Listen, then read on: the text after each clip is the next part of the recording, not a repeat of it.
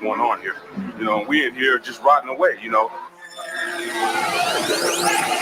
Today we have about 756 inmates serving a life sentence here at Folsom. I was state raised, federally funded. We're dealing with murderers and rapists, and that's always in the back of my mind. Treat us like slaves up in here, man. Sometimes you just got to do what you got to do, you know, whether you like it or not. A lot of times these inmates just don't get along with each other. You know, they didn't get along with people on the outside. That's why they're here.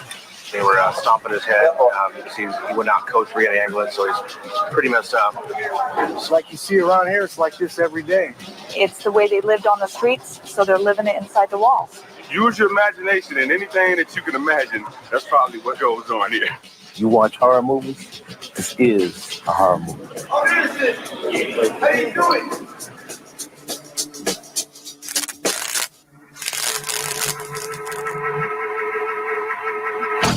Since 1880, California's Folsom State Prison has gained a reputation for violence and bloodshed. Inmates once called it the end of the world. In December of 2002, the prison's worst riot in a decade broke out, with about 100 prisoners involved. Dozens were hurt before the melee ended when a guard shot and seriously wounded a prisoner. It's graphic evidence that keeping the peace remains a challenge inside Folsom, with officers outnumbered about 90-1. In this hour, you'll see what's being done to maintain safety and how violence sometimes boils over anyway.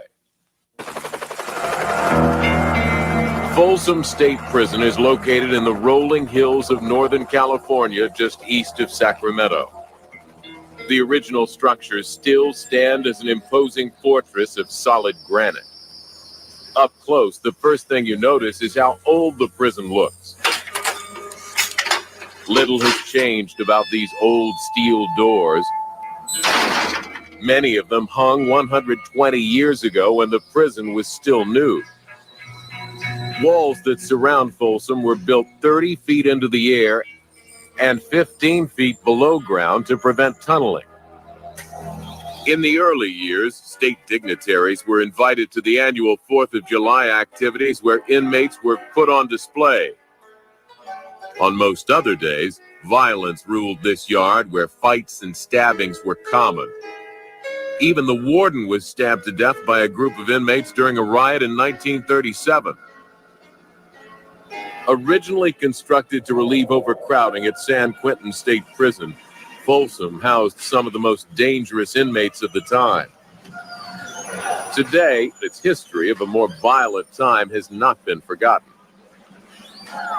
Folsom, just the aura of this place hangs above. It's like a fog hangs over this place. Daniel Bell is a newcomer, only on the yard for 4 months. I mean, you're like totally in awe at the fact that you're actually here. Like so many men have died and lost their lives on this very yard right here at the very spot we're standing. I mean, you know, men have got killed, so it's like you're terrified. No, this is my first time here. Don't like it. I don't like it. A lot of people getting stabbed. You know, I've seen people's throats get sliced. My first night in this building behind me here, when I woke up in the morning to gunshots on the chair, you know. You always have a fear factor when you walk through those gates. Anybody would be lying to you if they told you that they weren't scared when they were in here. There's not anyone who walks into Folsom that looks at those gun-tied, which looks like old European castles, that isn't scared. David Benny Taylor is 60 years old, serving a life sentence for kidnapping and robbery. He entered Folsom Prison in 1975 when it was terrorized by sophisticated killers and gangs. The stabbings have been numerous. Some of them have been right in front of me. And when you see a person die, it sort of makes a change in you forever. The change makes you realize how tenuous life is or how important life is. And how 1 minute you can be alive and the next minute you can be dead. And it doesn't matter who you are. You can be the warden or you can be an informant. Everything in between can be alive 1 minute, dead the next minute. That's something you learn when you see these stabbings occur around you. And some of them died. And the code requires that you act like you didn't see it. I can recall those days vividly. We average anywhere from 4 to 6 gunshots a day at this prison. and you were constantly carrying a gurney with a wounded man on it. And many times, the man was dead. Lieutenant Tom Ayers, a former Marine, has been a correctional officer at Folsom for 21 years.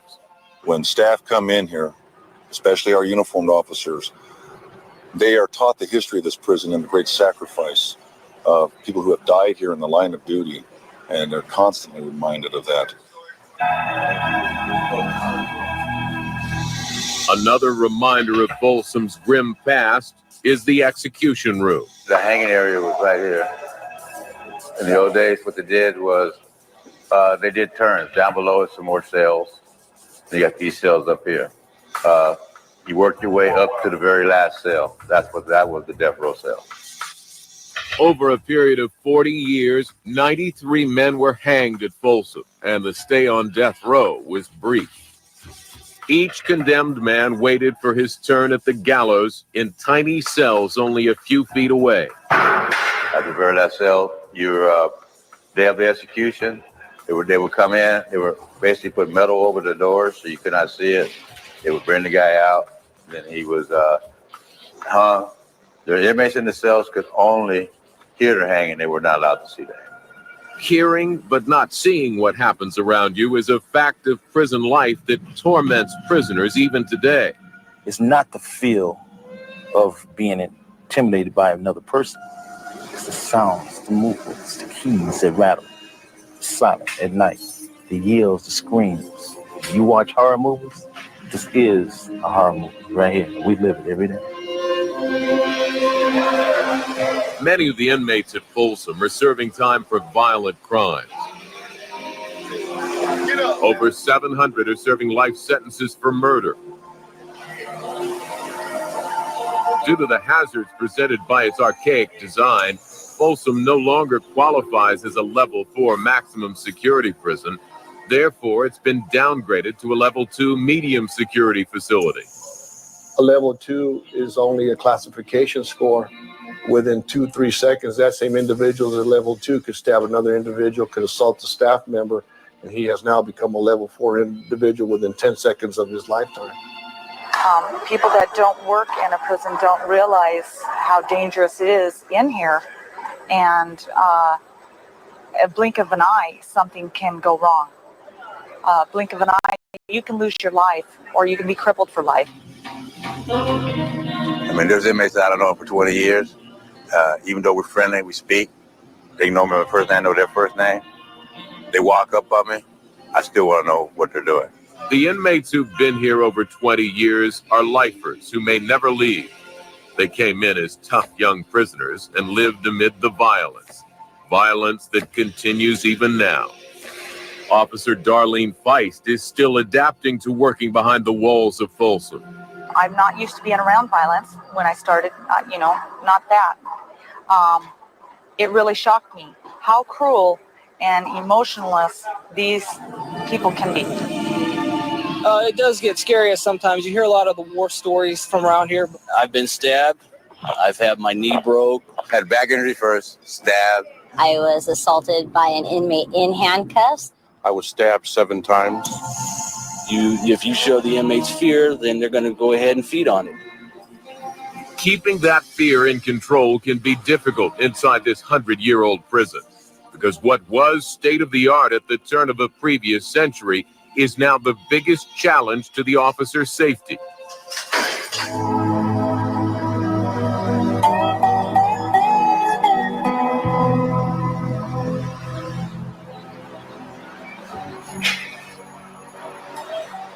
Folsom State Prison is more than 120 years old, and as a result, the facilities are a patchwork of prison technology. For example, arriving inmates are kept track of by a modern computer database, while officers on duty keep track of their weapons and keys by using a more low-tech method. Some inmates will be housed in World War II-era cell blocks where each tier is visible from the ground floor. Others will do their time in the dungeon-like confinement of Cell Block 5. It's a place where the sun never shines. you become a walking dead man here. You understand what I'm saying? You're a walking dead man. Really don't nobody see you, and it's like the old saying goes, out of sight, out of mind. 33-year-old inmate Herman Johnson is doing 12 years for a felony drug conviction. He is currently housed in cell block 5. Being here, you lose a lot of things on the outside, and you really find out a lot about people, about coming to prison, you know? Paul Poplin has been to prison several times over the last 10 years for drugs and fighting. You know, this is a big cell, actually, because, you know, the way it's situated with the toilet over here, and yeah, there ain't much to them. You know, I guess it ain't that bad here. You know, could be worse. Been in worse. Like being in a cage, basically. That's why I try and stay out as much as possible. You know what I mean? I go out to the yard, and then when I come back from eating, I try and avoid my unlock. That way I'm only in there from 8:30 at night till about 7:30 in the morning. And then I'm out the rest of the day. Donald Avila is serving a 4-month sentence for parole violation. Just a bunch of guys living together. Somebody's going to get on your nerves, and you're going to get on somebody's nerves one of the days. You know what I mean? Inmate Johnson recalls his first experience with prison violence after going to general population, commonly referred to as the main line. When I hit the main line, maybe 2 weeks, not even a good 2 weeks, big riot jumped off, and I saw a lot of stickings and everything, and it was crazy. And we do have a lot of blind spots. Made it a little bit difficult for us as far as observation, if in fact when something happened, such as a riot or we had some type of altercation. The officers are at the end of the tiers for visibility, however, still makes it difficult and we're up to observations, especially 150 yards down the tiers. Sergeant Rudy Carmona supervises cell block 5, one of the oldest operating prison structures in the United States. To walk up to a cell, to look, to see what is going on, he has to sometimes look inside. So it puts us a close proximity to whomever is inside here. And sometimes could be dangerous. He could spear you through these holes, and they just make the antiquated type out of a old newspaper with a blade at the end of it. And very simply could be done that, stabbed in the face, the side, and so forth. Officers in newer prisons avoid the hazard of getting close to inmate doors. The newer prisons are now all automated with button control. One officer could actually control up to 100, 200 cell doors at one given time. Here in this unit, every individual door has to be opened by key. Every single door. The doors must be locked and unlocked several times a day as inmates are released to the yard. To do so, 2 staff officers snake their way through narrow passageways and the central corridor, 160 yards long. In the process, they can find themselves surrounded by hundreds of inmates. There's too many inmates out. We're just on hold right now. Chow hold only. They try to keep it minimal in that dog run to how many inmates are in there. So we keep a clear path if something does happen to where we can get through. I believe that the number one skill you really, really need in here is communication skills. If you can't communicate with these inmates, then you're going to have problems. As this is an old facility, this is not electric power doors. It's all key. And we're walking these tiers with hundreds of inmates every day. And these officers are face to face with these inmates. Inmates can change just like that. And so you can't let your guard down. Warden Diana Butler knows the importance of communicating with inmates. She's only one of 11 female wardens in California, and with 20 years of service, she knows what to look for. The one thing you develop when you work here is how to read the inmates. If you go on to an exercise yard, a lot of times they will have magazines inside of their jackets. And of course, that is to stop any potential violence, such as stab wounds or something. And if they appear nervous, then you know you better bring some other officers over and kind of find out what's happening and why are they nervous. And that's why inmates are watched and counted all day long.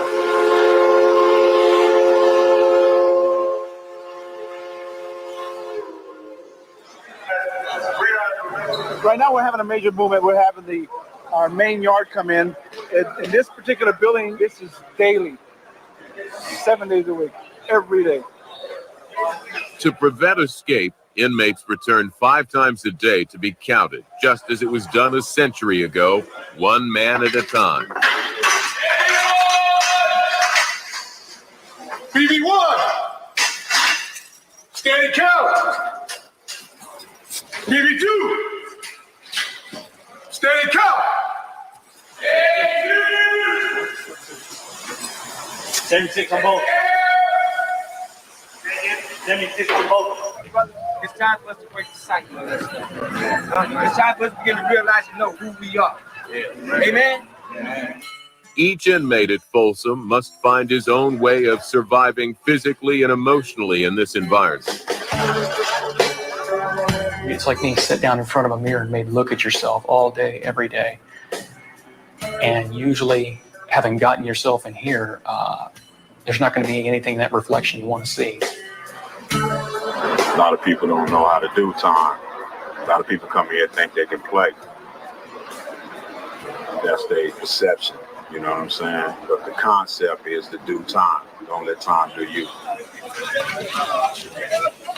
After you get used to it, you know, you get programmed to how the system runs. But at first, it's kind of hard, you know. Inmates refer to this process of survival and rehabilitation in prison as their program. Basically, you know, you got to do something. You got to have some sort of program, you know what I mean? Everybody here know how to program, you know what I'm saying? This is a programmable tier.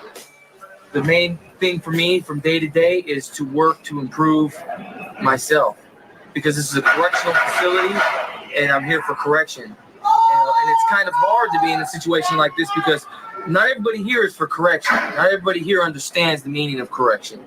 So when you're trying to change your life, you have maybe others around you that don't want to change their life. And it's kind of a struggle between, you know, evil and good. It's tough being your own person in an environment like this, not to be sucked into the negativity. The saying, misery loves company, is so fit for this environment. Kindness, compassion, caring inside the institution, it's a weakness. They don't care about somebody's feelings.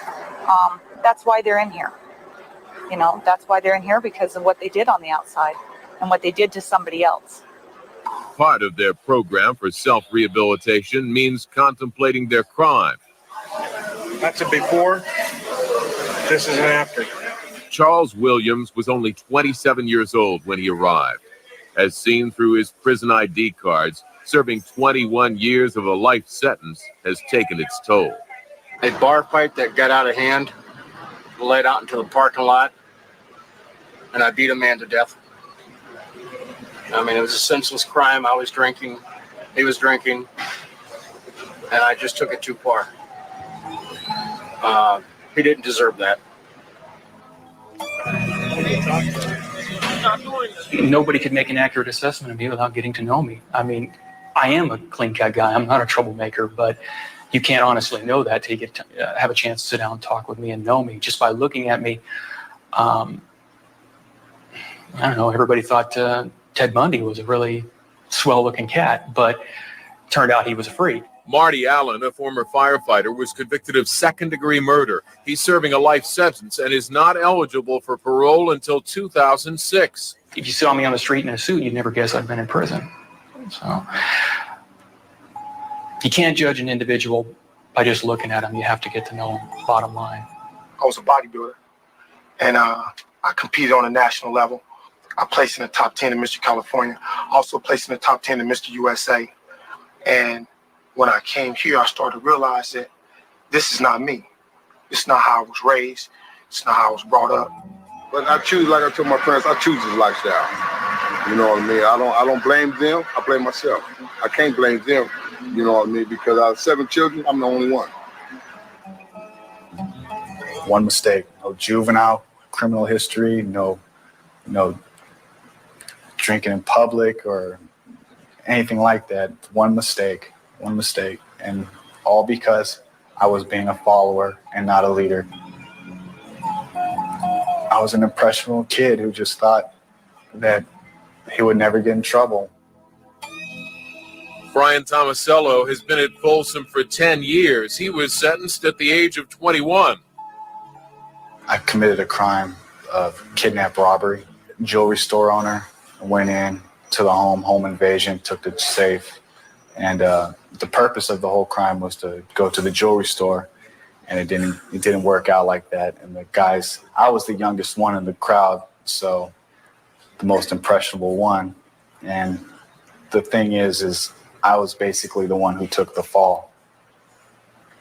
So if you can just, it's kind of, it's sad. I still get choked up thinking about it now because I wish I could just take everything back. Brian Tomasello was sentenced to life. He is not eligible for parole until 2006. One of the most important aspects of prison life is time spent in the yard. At Folsom State Prison in California, over 1,000 inmates can be on the yard at any given time. It's a central meeting place where prisoners work out their aggressions and interact with other inmates. But it's also the flashpoint when violence breaks out, as witnessed while MSNBC's cameras were in the yard. This is my life, state raised, federally funded. Treat us like slaves, man. Treat us like slaves up in here, man. You see around here, it's like this every day. Seeing people, getting shot, killed, riots, and, melees and stuff like that. Like if you get somebody that's been an informant from your county, or a child molester or something, somebody in your car, that's your county, your local people, that are here in prison, you got to handle it. Somebody's got to handle it, or the whole car is shunned. Your whole car will be put on shine, on lame status. Because Folsom's yard is the smallest prison yard in the state, no one is segregated. Members of the various prison gangs who are known to be enemies are forced to walk amongst each other. If I can describe it and sum it up in one word, I would say it's like a big toilet waiting to be flushed. Come here, both of you. Hey, you two, come here. What building you in? What building you in? Okay, you go to 5-count gate, tell them you're going home. You go to 1-count gate, tell them you're going home. You don't do that on my yard. You know that. He threw an inappropriate sign denoting a praise of Nazism and promoting that type of racist behavior and attitude that we will not tolerate here. If we let our guard down for one moment and we stop observing and interacting, tension can rise, and we can have a very volatile situation here. Oh, you can feel it. It's like electricity in the air. It's so thick you can actually breathe in the tension. And when that happens, you want to put yourself against a wall or put somebody behind you that you can trust, or just stay off in a corner. In a blink of an eye, that much time it can change. That's why our staff is out here watching, interacting, and monitoring the attitudes and the, you might say, the temperature gauge of this yard and institution, because there is the real threat that an attitude or temper can change in a moment.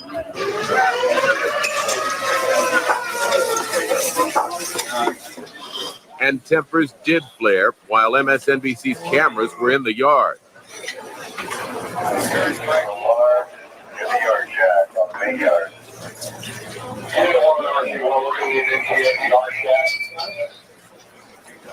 Oh, we had two Northern Mexicans jump on the Northern Mexican. It all stemmed over a disrespect issue. Yesterday, they beat him up over here in front of the art shack. The guy that beat him up was about the victim's age. This guy I know is in his 60s. Apparently, the Northern Mexicans felt business wasn't handled properly. So therefore, today they sent over guys about a third his age. The guys that beat him up today are probably early 20s, late teens. What you saw here today was actually in a battery. They were stomping his head. You can see he was pretty messed up. Lately, the Northern Mexicans have been acting up more so than any race on this yard, beating up their own over respect issues. Prison's about a lot of respect. When you're disrespected, situations like this take place. As long as you have street gangs, you will always have prison gangs. These guys aspire to do that. Most individuals In a free society would aspire to be doctors and lawyers. These guys don't think past tomorrow. They don't know what they're going to be doing a half hour from now. They aspire to be the shot callers, the leaders, the gang members. And just talking to these individuals at various times, I've posed that question to them. Why is it that you want to do this lifestyle? And basically it's because that's what they look up to. The inmate who was attacked will survive because of quick response from prison staff on the yard. If they comply to your orders, they get down, you cuff them, bring them to the custody complex, interview them from there. If not, then sometimes force is used, baton, pepper spray. In this situation, there was no weapons involved. Therefore, the gunners didn't have a reason to shoot. The 2 inmates responsible for the attack were found guilty of battery and received 180 days added to their sentences. Anytime prisoners are involved in assaults with other inmates or staff, they are placed in administrative segregation, or ADSEG. Officer Jeremy Packard works on ADSEG, where inmates are locked down and watched 23 hours a day, 7 days a week. You always have to stay alert. You never know what an inmate's doing. You never know what he's thinking. That's why you have partners. Your partner watches what you're doing, and you're watching what your partner's doing for protection. Anytime an inmate comes out of the cell, he has to be strip searched, handcuffed, and escorted with 2 officers. For their own protection, all correctional staff are required to wear protective gear while working in the ADSEG unit.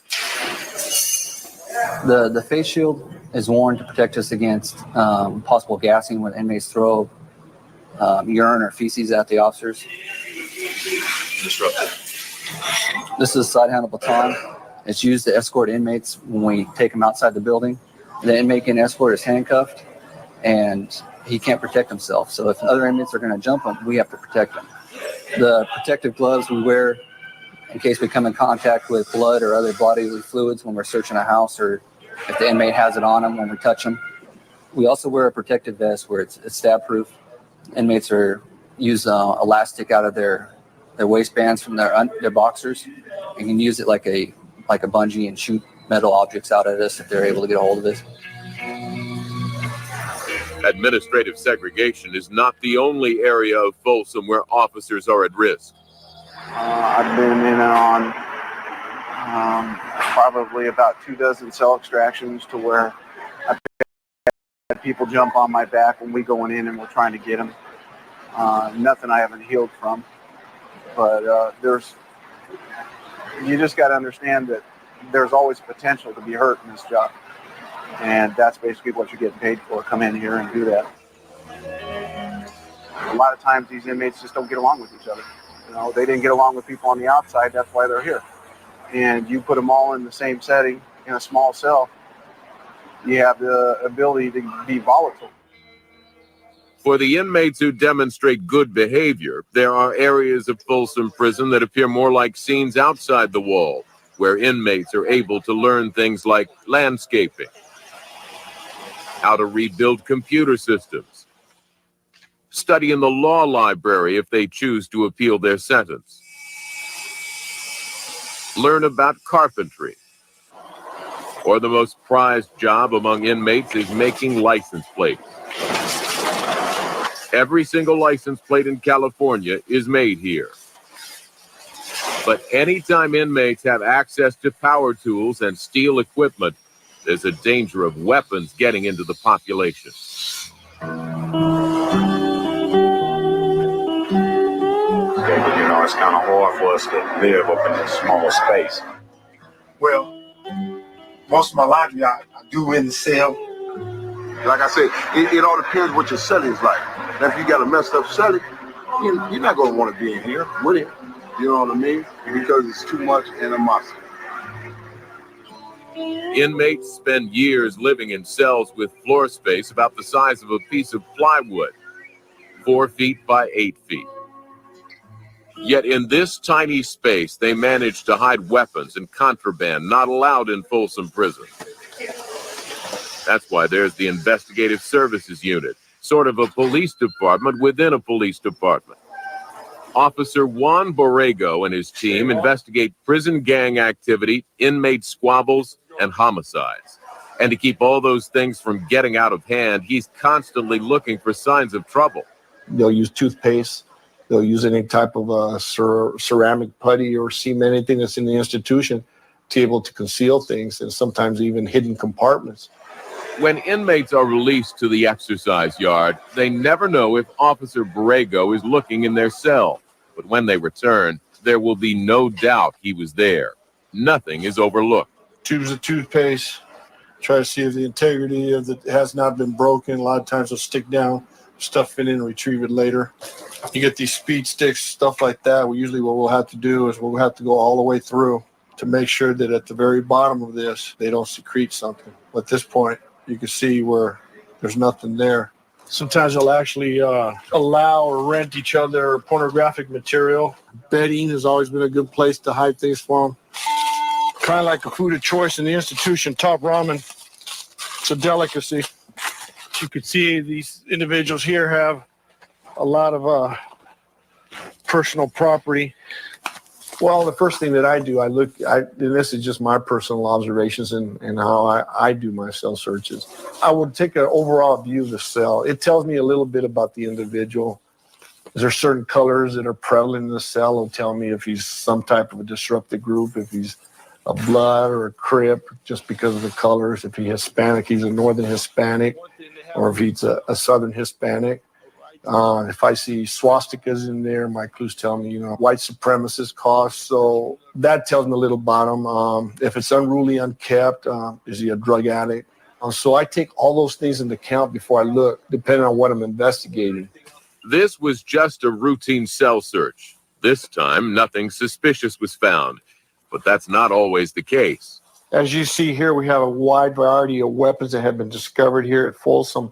They go all the way from the big type of weapons all the way down to the slashing type of instruments. They'll roll newspapers up. They'll actually make real crude type of darts that are dipped in feces and urine and are shot at staff. We see these bottles here that are taped up together. One of the things that they do here is they secrete things in their rectums. The individual that had these bottles was actually trying to stretch his rectum up to be able to smuggle in some dynamite into our institution. Another way weapons can get into prison is through the mail. While officers cannot read personal letters, they do have a right to inspect them for illegal items. We're reviewing the mail to make sure that there's nothing inappropriate. This particular letter here has pictures in it, and we want to make sure that there are no pictures of small children, as in, child pornography. So once we determine that these pictures are within the guidelines of what the inmates can have, then we'll go ahead and, seal it back up and allow them to have that.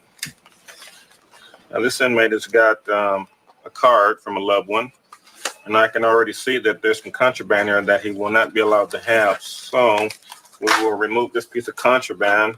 And since drugs are secreted frequently inside cards like this, we want to check to make sure that the card is not been altered in any way. Very time-consuming and exhaustive process, but it's what you have to do in order to ensure that drugs aren't getting into the institution. Their living quarters have been searched, the mail has been searched, and now the inmates who've been allowed to attend classes or work in the equipment shops must line up for yet another sort of inspection.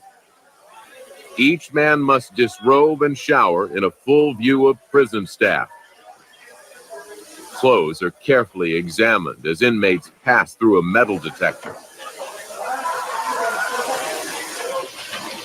For all of the scrutiny over things inmates are not allowed to have, one of the things some of the inmates are allowed is conjugal visits.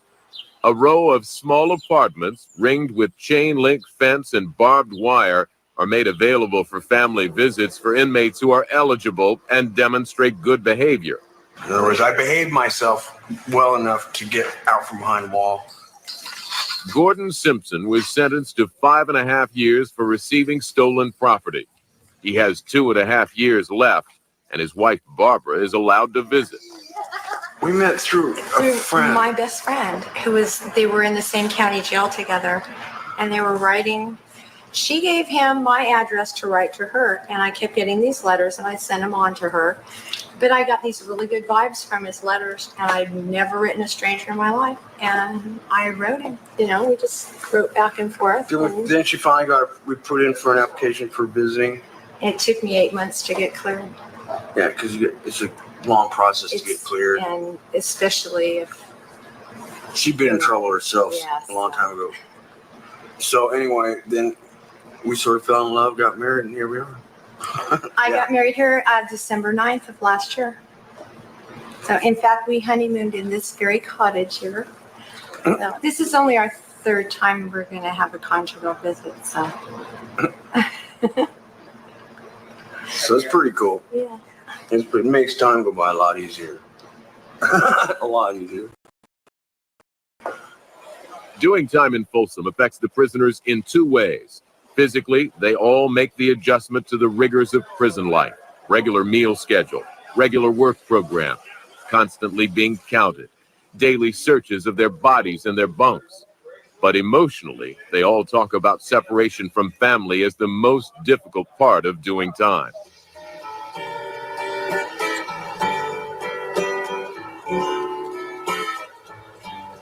Penitentiary blue, I'm kind of losing you. For many of the inmates doing time in Folsom, it's not their first lockup. And this is my fifth penitentiary. I've been all around. Yeah, I've been in the system for a while. Soledad, Tracy, Solano, Jamestown, and then now here. And many of these inmates are simply resigned to prison as a way of life. Yeah, I'll probably come back once or twice on a violation. I can't shake these penitentiary stay blue. But Flacco has come to the realization that hanging with a street gang does not mean lifetime loyalty.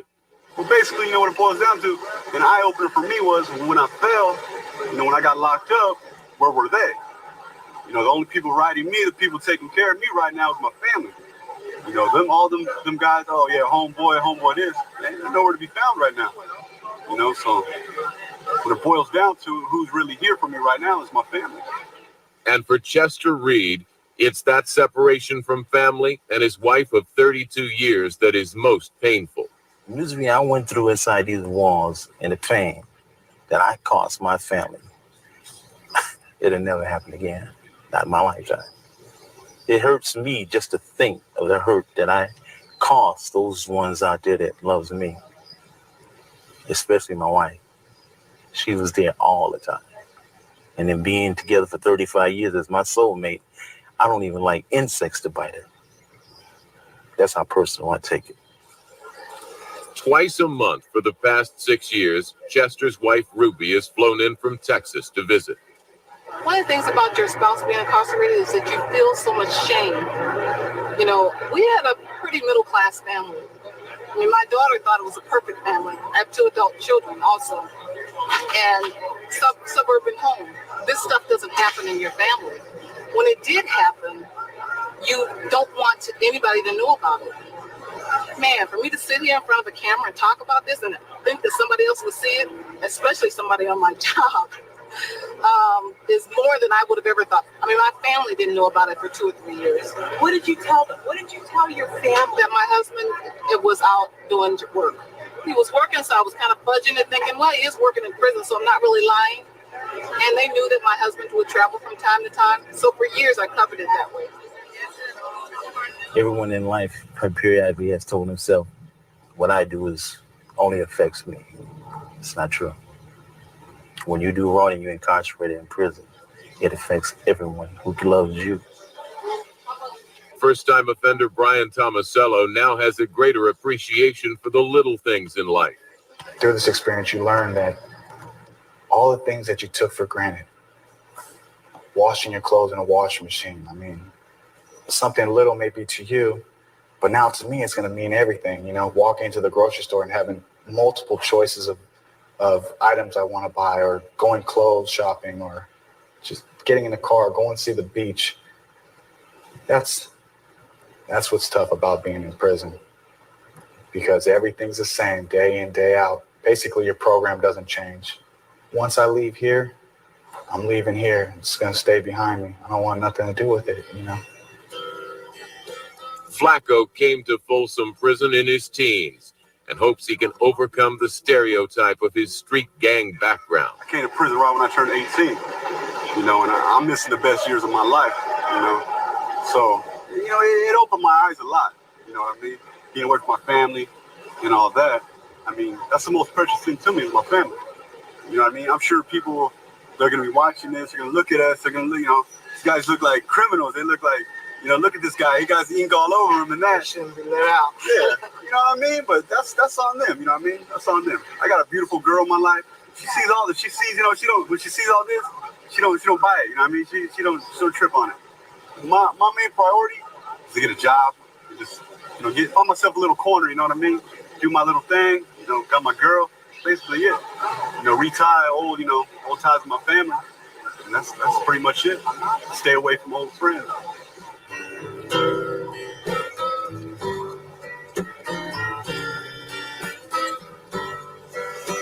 The question of going straight or coming back is a question that plays out in the minds of men every day in the receiving and release unit. Here, there's an ebb and flow of new inmates checking into the system while other inmates are there to pack up and move on. On this day, Anthony Nelson is going back to his food distribution company in Lake Tahoe after a year in Folsom.